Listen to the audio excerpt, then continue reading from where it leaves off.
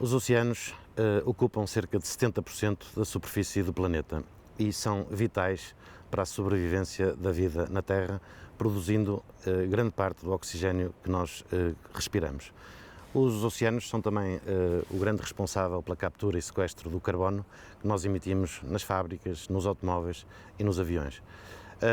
A vida terá começado nos oceanos e por isso eles são detentores de uma enorme biodiversidade, uma fonte de genes e de moléculas das quais se estima que apenas 1% é conhecida. O número de espécies ainda é desconhecido, calcula-se para cima de 100 milhões de espécies, dos quais apenas cerca de 1% é conhecida. Portanto, há aqui um mundo novo a explorar e um mundo que tem condições extremas e provavelmente mais difícil ainda de explorar do que será, por exemplo, a Lua ou Marte, porque tem condições realmente muito difíceis de transmissão de dados, de comunicação, de transporte, etc. A atividade humana e o modelo de sociedade que nós construímos estão a diminuir drasticamente a biodiversidade, destruindo, por exemplo, recifes de coral, florestas de kelp e o funcionamento dos ecossistemas. E estão também a alterar o clima com consequências absolutamente imprevisíveis.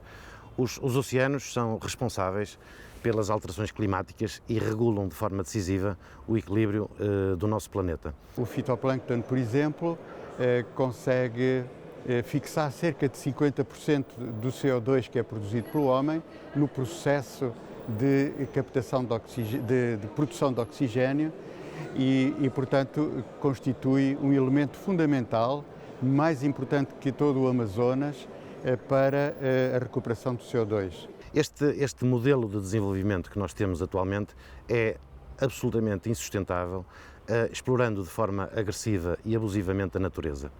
Estas são as causas atuais da degradação de ecossistemas com pescas exageradas e poluições crescentes. É preciso perceber que cerca de 30% dos estoques de recursos vivos marinhos estão em vias de extinção. Portanto, é absolutamente decisivo protegermos o oceano enquanto é tempo. Os oceanos são uma fonte inesgotável de recursos vivos que importa explorar de forma sustentável e importa conhecer os oceanos, fazer estudos baseados na ciência, no conhecimento e na tecnologia que nos permitam encontrar o caminho da sua exploração de forma sustentável. So in the Algarve, we were there for 3 weeks starting early May, and the objective was to track tagged mola, which are very large bony fish, and the idea was to demonstrate the use of robotics for ecological experiments, where the notion was to understand what the mola actually sees. Scientists know where the mola go, but they don't know what the mola actually sees in the water column. And to be able to do that, you need robots to actually be persistent with the mola. But you also want those robots to follow in an intelligent manner, because it's a large ocean that the molas can go to. So the notion was to be able to track in air, surface, and underwater at the same time, looking at where the molas are and going along with them. No futuro, os avanços virão sobretudo de setores exteriores ao atual domínio das ciências do mar. Espera-se nos próximos anos uma grande evolução na biotecnologia marinha ou na biotecnologia azul. A exploração destes novos biorrecursos poderá gerar novos produtos em setores industriais importantes, como a indústria farmacêutica, nutricional, a médica, a cosmética e outras áreas em que estes produtos podem ser aplicados. Do ponto de vista da utilização dos nossos conhecimentos, dos conhecimentos que geramos na produção de bens económicos, nós temos aqui algumas áreas, em especial a biotecnologia marinha, em que podemos, através, por exemplo, de macroalgas ou de cianobactérias, produzir produtos farmacológicos, produtos usados, por exemplo, para tintas anti-incrustantes.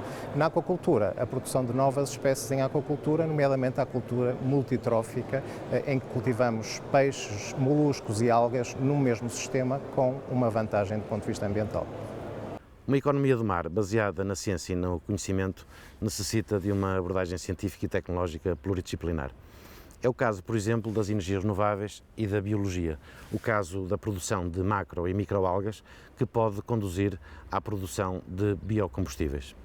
Uma das utilizações que tem dado asa a mais investigação nos últimos anos tem sido a utilização das macroalgas para biocombustíveis. Portanto, os biocombustíveis são normalmente plantas e têm sido utilizados plantas terrestres, mas isso tem o problema de estarmos a competir, portanto, a utilização de plantas que são normalmente usadas para a alimentação e que passam a ser usadas para biocombustíveis. No mar, nós temos uma área muito grande que podemos então cultivar, não estando a desviar terrenos férteis com solo e água doce para o cultivo de biocombustíveis, podendo assim fazê-los no mar de uma forma que pode ser até muito mais produtiva do que nós temos em terra.